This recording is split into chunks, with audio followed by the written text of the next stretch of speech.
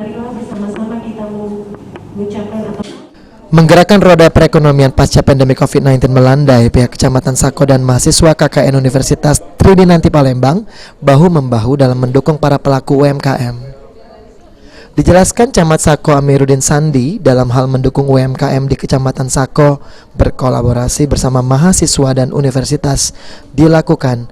Saat ini beberapa hal sudah dilaksanakan, salah satunya melalui galeri UMKM yang kini menampung lebih dari 100 item produksi dari sekitar 30 UMKM se-Kecamatan Sako. Pemanfaatan galeri ini sendiri gratis bagi para pelaku UMKM yang ingin menitipkan produknya.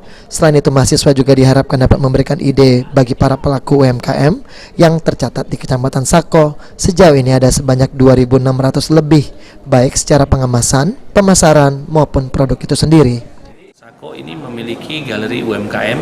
Kecamatan Sako itu menampung lebih dari 100 item hasil produksi UMKM di wilayah Kecamatan Sako. Dan kami berharap dengan adanya support, dukungan daripada Universitas Tridinanti Palembang ini dapat bagaimana mengembangkan galeri UMKM ini menjadi lebih baik, ya, terkhusus masalah mungkin pengemasan, ya, branding, penjualan yang baik, marketing dan lain sebagainya. Karena mungkin dari sivitas akademika ini lebih tahu lah, ya, kaitan dengan hal tersebut.